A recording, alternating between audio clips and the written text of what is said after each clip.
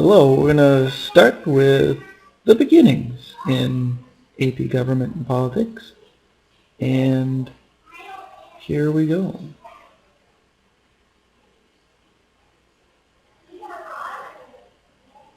The first question we ask is, why should we study government and politics?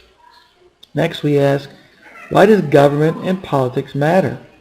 Or should we say, why do government and politics matter? And finally, we ask, what has government done? Good places to start.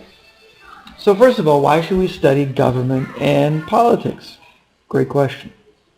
We study government and politics because it helps us to learn what government is allowed to do. What are the things that government is given the power to do? And conversely, what is it not supposed to do? In other words, what is not constitutional? What is unconstitutional?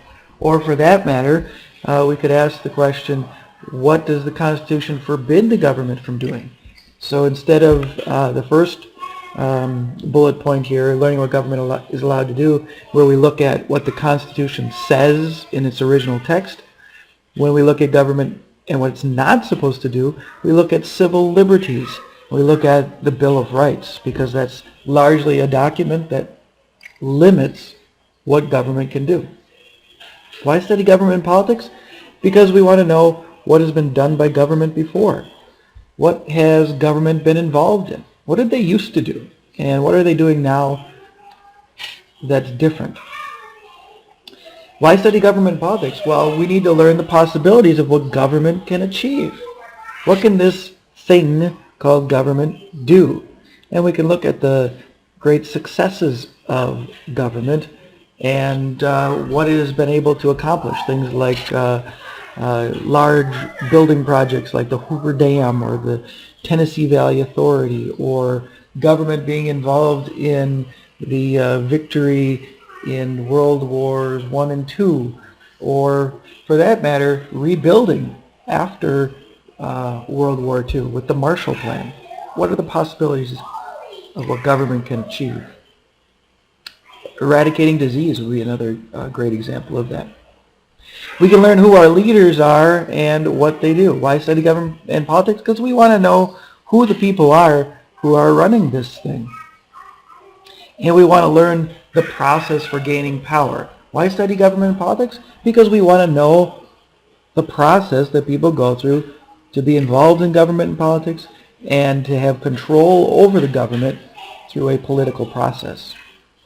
And finally, we consider different theories of how it should work. Why study government and politics? Because we want to take a look at the different theories. This is the way government has worked in the past. This is the way people said it should work. These are the different theories that people have on why we do what we do, and if we do it this way, this will happen. It can lead us into a discussion of ideology and different types of economics. And so we study government and politics to find out the different theories. Not only that, but also not only the economic ideas, but also the ideas about who has power and who gets power. And we can look at elitist theory, and we can look at majoritarian politics, and we can look at pluralism. So this is why we study government and politics. A lot of stuff going on. Let's next take a look at why government and politics matters in the next section.